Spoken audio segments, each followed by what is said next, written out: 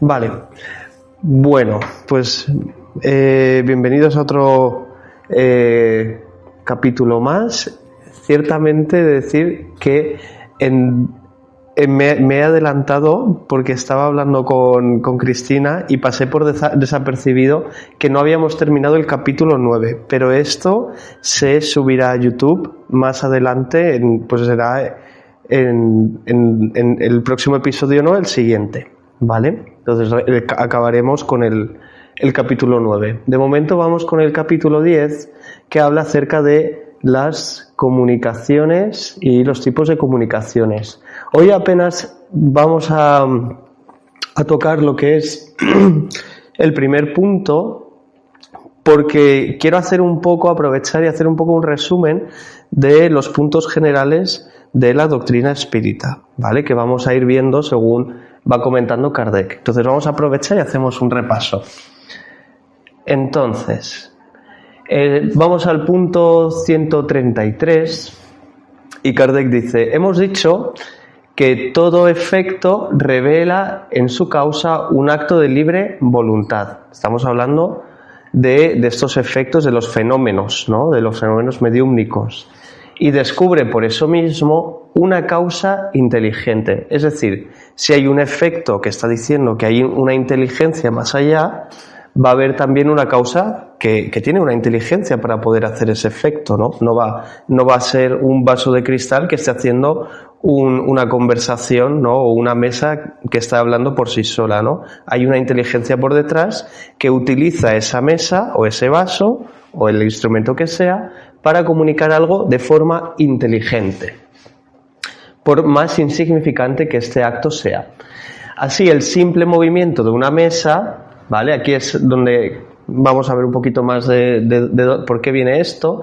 Toda vez que responde nuestro pensamiento manifiesta un carácter intencional, o sea, estamos hablando de que responde a una forma de pensar, ¿no? O sea, que está transmitiendo una serie de pensamientos o hay una intención detrás, pues ya sea para llamar la atención o, ¿no? Que cualquier cosa que pueda caracterizar que hay una intención más allá de que la mesa esté bailando por estar bailando o estar moviéndose o estar golpeando.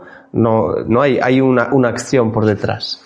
Puede ser considerado una manifestación inteligente. Entonces aquí quería volver un poco al origen del espiritismo, para hacer una pasada, ¿vale? De los fenómenos de las mesas a la codificación. Entonces, ¿por qué habla Kardec de las mesas? Porque las mesas son el primer fenómeno que se da. A mediados del siglo XIX, en Estados Unidos y en Europa, empiezan estos fenómenos extraños en las que mesas y otros objetos se mueven sin una causa visible. Lo que decíamos, se mueve y parece que, pues se empieza a dar y la gente empieza a interesarse por ello. Estas mesas golpeaban el suelo, giraban, bailaban, respondían preguntas mediante golpes. Aquí ya responden preguntas y hay una intención detrás, ¿no? Ya estamos viendo que hay algo que tiene una intención de dar un mensaje. Estos hechos se conocieron como mesas giratorias o mesas parlantes. Al principio se tomaban como diversión o curiosidad. Y mucha gente pensaba que era el magnetismo, ¿no? Como veíamos con Mesmer, la electricidad o incluso el fraude, que también esto se daba, ¿no? Se llegó a hacer espectáculos y la gente cobraba por este tipo de entretenimiento también. Entonces esto se empieza a dar. Digamos que se crean dos corrientes. Una en la que es entretenimiento y otra en la que empiezan a observarse de forma seria estos fenómenos. Algunas personas serias comienzan a estudiar estos hechos con más atención. Se ven que estos movimientos parecían inteligentes, ¿no? Este fenómeno que estábamos viendo. Las respuestas tenían sentido y seguían las preguntas, o sea, tenía una continuidad. Esto hizo pensar que no era solo un fenómeno físico. Pues a lo mejor la mesa decíamos, pues un golpe significa sí, 2 golpes significa no. O en ciertos golpes significan la letra A, B, C, etcétera, ¿no? Pues así, claro, empiezan a ver que hay algo detrás. Kardec, que era pedagogo y estudioso, decidió investigar con un método. De hecho, ahora estaba estudiando un poco acerca del método científico, que es el método que está fundado por Descartes y Newton, o sea, el método cartesiano, ¿no? Entonces también muy, muy interesante porque es un poco lo que empieza a aplicar, pero de una forma más empírica, porque no son hechos de laboratorio, son hechos que podemos verlos con otra forma, porque hay inteligencias por detrás, no es materia pura y dura. Entonces no aceptó estos fenómenos sin examinarlos, sino que comparó muchas comunicaciones obtenidas en distintos lugares.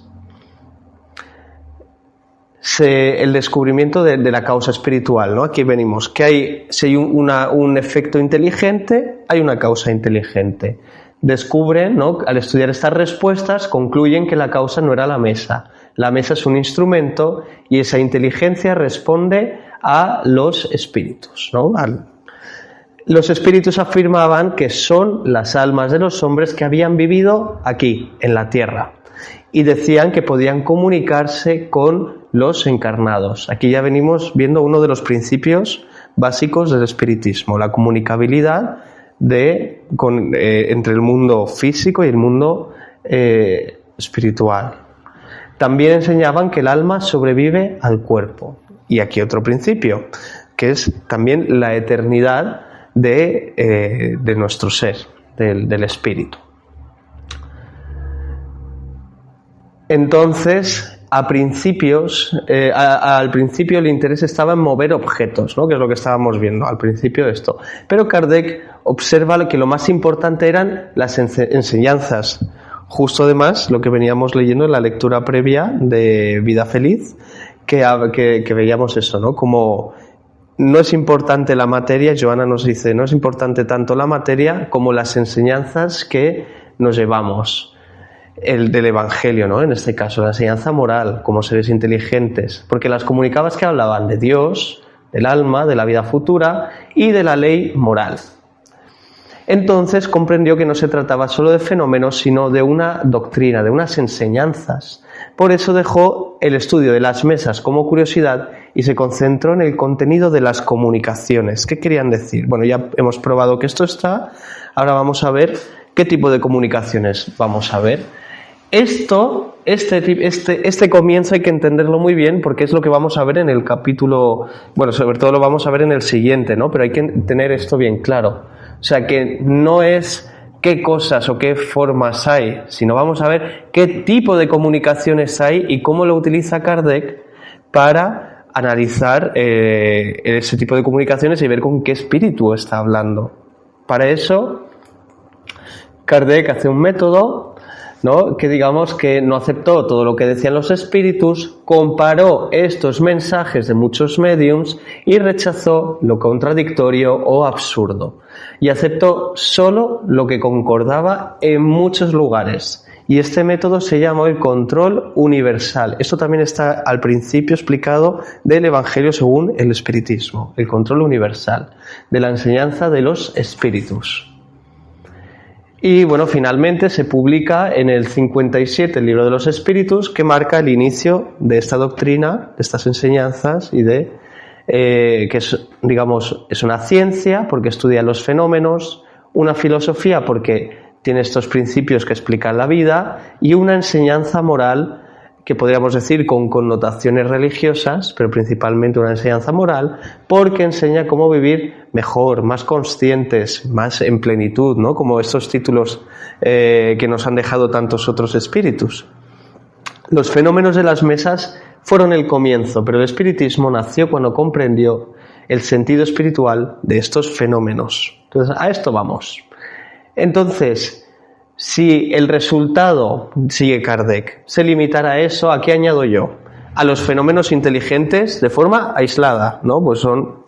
no. Y entonces solo despertaría en nosotros un interés muy secundario. Con todo, ya sería importante que obtuviéramos la prueba de que esos fenómenos existe algo más que una acción puramente material. O sea, no es simplemente el hecho de que la mesa se mueva como instrumento, lo que hemos visto. Kardec investiga. Entonces, ¿qué utilidad práctica podemos extraer? Pues, claro, si fuera solo de algo limitado, ¿no? Como decíamos, esto es como algo muy aislado, que no se diera de ese, como hemos visto, el control universal, pues no sería tan interesante. Pero aquí estamos viendo que sí, que se ha dado por todo, pues sobre todo por Estados Unidos y por Europa.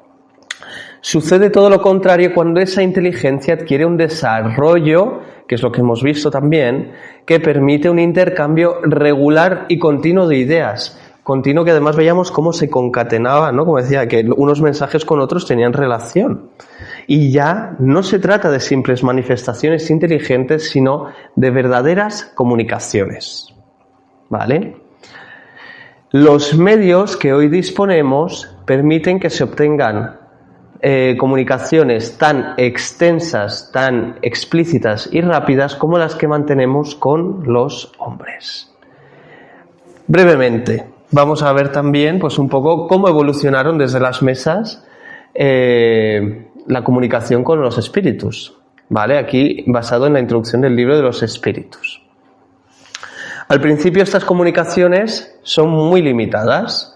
Se producen por medio de golpes, como íbamos diciendo, movimientos de mesas, objetos. Hablábamos de estas mesas incluso que se levantaban y luego las estampaban contra la pared. O sea, había casos muy curiosos, pero esas comunicaciones apenas daban mensajes claros.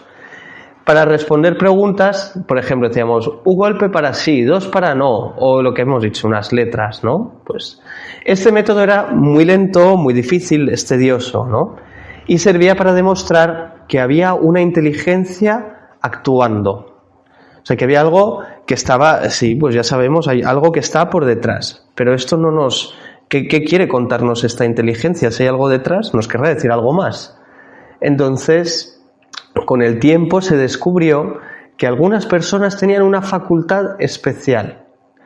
Estas personas podían servir de intermediarias entre los espíritus y los hombres, a las cuales en la doctrina espírita denomina de médiums.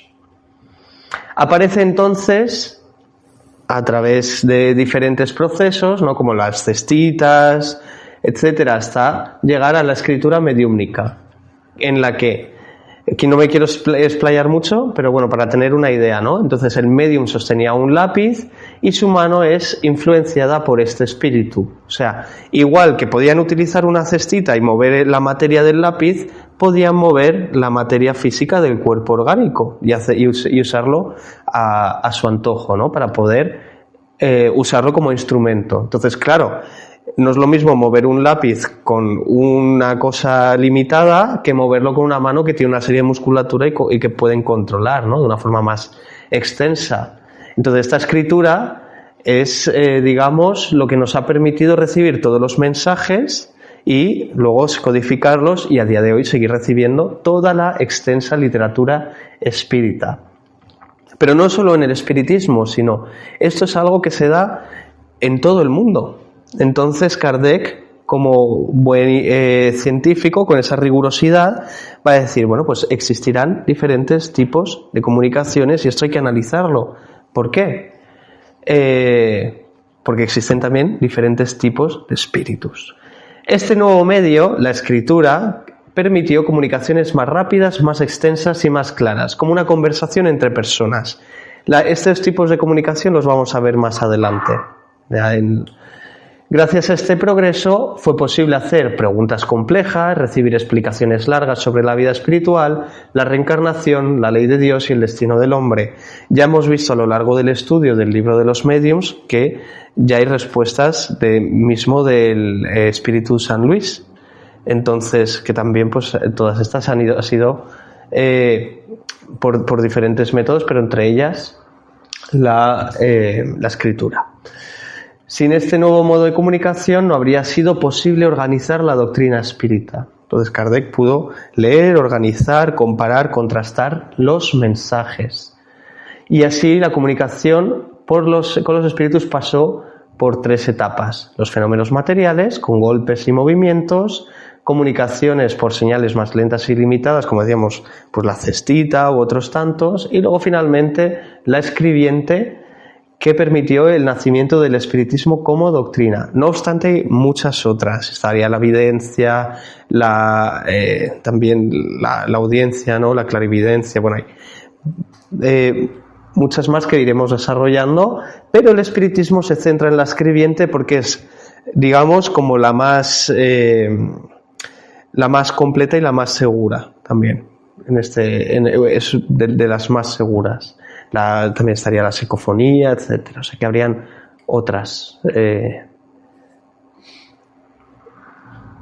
Aquí sigue hablando Kardec. Entonces, ya sabemos que que hubieron estas mesas que hablaban, que Kardec está hablando de que empezaron a recibirse mensajes de una forma mucho más extensa. Ahora, ¿qué pasa? ¿Qué hemos dicho? Pues que hay espíritus. Hay una variedad infinita, o sea que no tiene fin, que presentan los espíritus a partir de ese doble aspecto de inteligencia y de moral. O sea, dos factores que hacen que el ser humano pueda seguir avanzando, conforme a lo expuesto en la escala espírita. Aquí que nos recomienda ver el libro de los espíritus, la pregunta 100 en adelante. Esto ya lo hemos hecho, entonces hoy también pasaré un poquito por encima para hacer un recordatorio también, pues si hay gente que está también retomando pues o llegando nueva, pues también para facilitar la comprensión. Entonces, fácilmente comprenderá la persona, ¿no?, la diferencia que habrá de existir entre sus comunicaciones, la cual reflejará la elevación o la bajeza de sus ideas, su saber o su ignorancia, sus vicios o sus virtudes. Porque un espíritu puede, por ejemplo, tener una gran sabiduría, tener mucho conocimiento, pero puede tener una moral o una empatía nula, ¿no? Y al revés, o pueden pasar este tipo de cosas. ¿Esto dónde lo explica? Eso, en el libro de los espíritus. Aquí habla, Kardec hace un sistema que no es digamos, la única forma, pero es una forma que nos presenta para poder clasificar y entendernos con las palabras de qué tipos de espíritus hay. La escala espírita se comprende entre la pregunta 100 y 113 del libro de los espíritus, y aquí nos enseña que todos los espíritus han sido creados iguales, simples e ignorantes. Ignorantes, como hemos dicho muchas veces, porque ignoran, no porque sean, porque ignoran ciertos aspectos de la vida, ¿no? Porque no son conscientes de esto. Y dicen que no permanecen, aunque son creados así, no permanecen iguales porque todos están sujetos a la ley de progreso.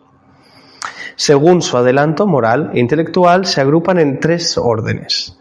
Empezaríamos en el primero, que nos iríamos a la izquierda del todo, que serían estos espíritus imperfectos. Digamos que en ellos predomina la materia sobre el espíritu, así lo plantea Kardec. Tienen pues aún ignorancia, orgullo, egoísmo y apego a las pasiones, como veíamos también, ese apego a la materia, ¿no?, a lo material. Y están inclinados al mal o todavía no comprenden el bien, porque también hablamos de espíritus que aún no hacen el bien, pero, o sea, tampoco no hacen ni el bien ni el mal. Pues ahí, ¿qué está haciendo? Pues son una serie de preguntas que os invito a mirar con más prudencia y con más detenimiento en estos puntos. Algunos creen saber mucho, pero en realidad tienen un conocimiento limitado y pueden. Ahora, claro, a la hora de las comunicaciones, ¿qué pueden hacer? Pueden engañar, pueden burlarse, pueden hablar con ligereza, ¿no? ¿Vale?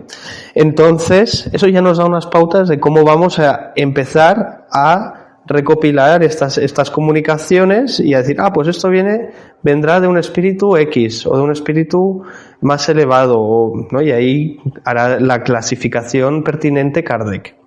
Entonces, en este tercer orden encontramos los espíritus impuros, ligeros, los pseudosabios, los neutros y los burlones, que todavía necesitan muchas encarnaciones para progresar.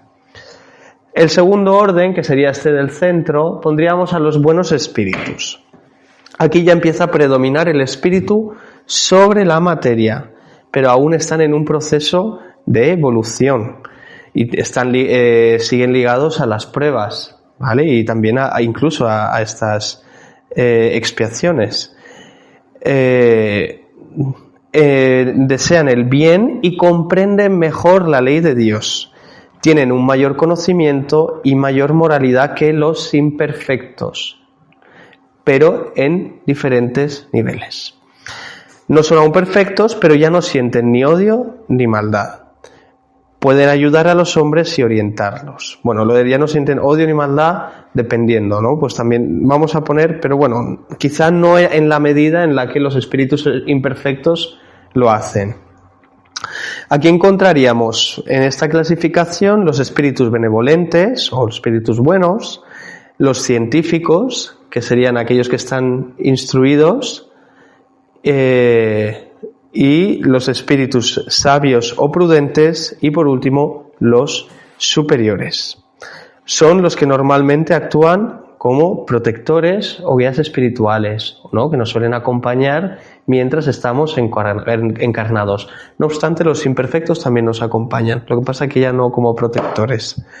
Y en el último régimen, aunque aquí la inteligencia artificial al sacarme la foto me ha puesto así algo un poco más exagerado, ¿no? Con una posición más meditativa y tal, pero bueno, nos podemos hacer una idea que son estos espíritus puros. Ellos ya han alcanzado la perfección moral e intelectual. La materia ya no ejerce ninguna influencia sobre ellos. Digamos que son puramente espíritus, ¿no? Viven en plena felicidad porque están en armonía con la ley divina y no necesitan reencarnar. Ya no hacen el mal y solo quieren el bien y trabajan sirviendo a Dios. Son sus mensajeros y dirigen el progreso del universo. Y la enseñanza, digamos que la enseñanza principal de esta escala espírita es que no hay espíritus creados superiores o inferiores, pero nos vamos a encontrar que hay todo una evolución, ¿no? Es un montón de espíritus con circunstancias y experiencias de vida diferentes que todos tienen esa capacidad de comunicarse con nosotros. Entonces, ahí vamos a analizar desde aquí este punto, ¿no? Por eso seguimos que, en una palabra, las comunicaciones de los espíritus serán tan diferentes como las que se dan entre los hombres, desde el salvaje hasta el europeo más ilustrado. Vale, entonces, estas comunicaciones es lo que decíamos, que puede depender del individuo, del ser, del espíritu, de su grado evolutivo.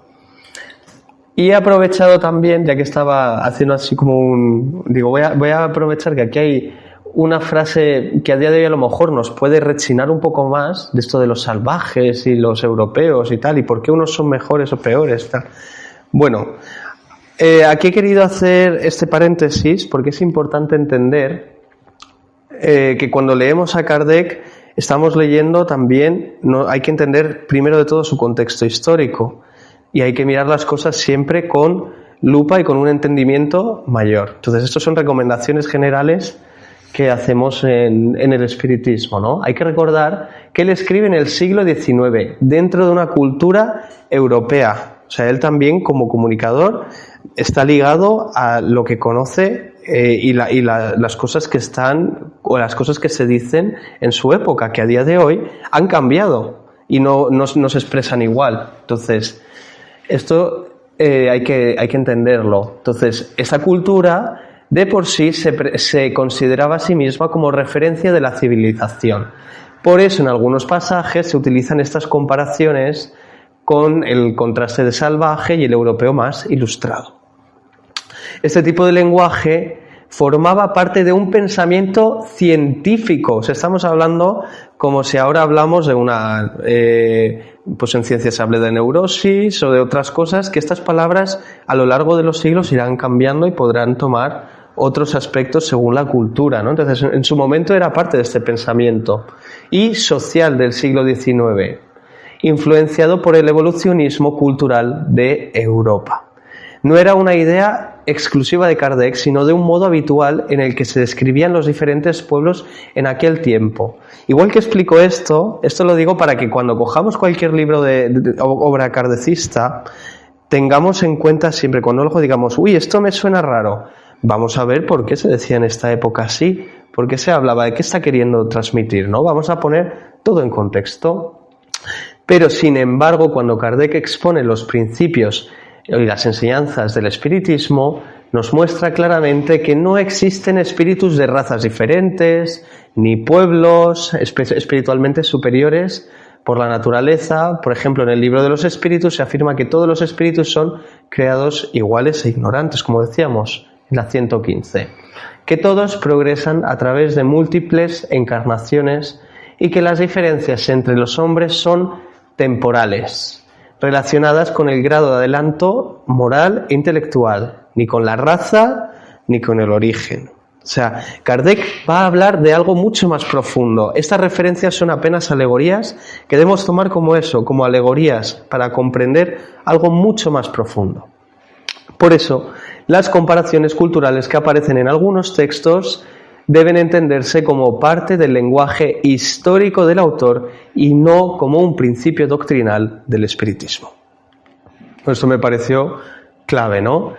Así que, por ejemplo, en la Génesis afirma que el espiritismo marcha con el progreso y que si nuevos conocimientos muestran necesidad de revisar alguna idea, el espiritismo no debe de permanecer inmóvil.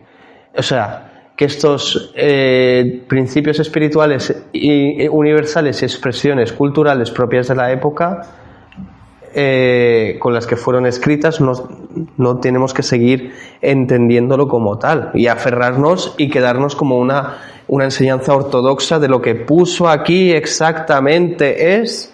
No, nos está diciendo desde ya que analicemos, que seamos críticos, que avancemos. Entonces, al leer a Kardec podemos reconocer este contexto histórico sin desvalorizar esta enseñanza fundamental, que fundamenta, que es la base, ¿no? Que es la igualdad espiritual de todos los seres, la ley de progreso y la fraternidad universal. Fijaos qué enseñanzas tan elevadas y que hay que ponerlas en palabras terrenales. Entonces, tenemos que elevar nuestro conocimiento a ese punto para entender bien esta doctrina. Desde esa perspectiva, el espiritismo no justifica el racismo ni la superioridad de un pueblo sobre otro, para nada. Por hablar de salvajes no tiene esto nada que ver. Sino porque enseña que todos los espíritus ya han pasado y pasarán por diferentes culturas, condiciones sociales y diferentes regiones del mundo como parte de su proceso evolutivo. Por eso, al encontrar expresiones que hoy nos parecen eurocéntricas, lo más correcto dentro del propio método kardeciano es comprenderlas en su contexto histórico sin convertirlas ni en dogma, que esto debemos ser súper prudentes, y manteniendo el principio mayor de la doctrina. Fuera de la caridad no hay salvación. Y aquí acabaríamos hecho todo este resumen porque hay que entender que el próximo martes vamos a estudiar estas 4 categorías principales que son las comunicaciones groseras, las frívolas, las serias y las instructivas. Y vamos a ver qué tipos de espíritus están relacionados con cada una de ellas y qué serie de condiciones, ¿no? Y cómo, pues ya ahora hemos entendido cómo han llegado todas estas comunicaciones. Pues a partir de ahí vamos a ver cómo profundizar en esto. Así que muchas gracias. Podéis seguirnos también en nuestro canal Hablando de Espiritismo y pues si estáis también en YouTube, en Spotify, agradecemos siempre vuestros comentarios. Y cortamos aquí. Dejo ya de compartir y abrimos ya para preguntas y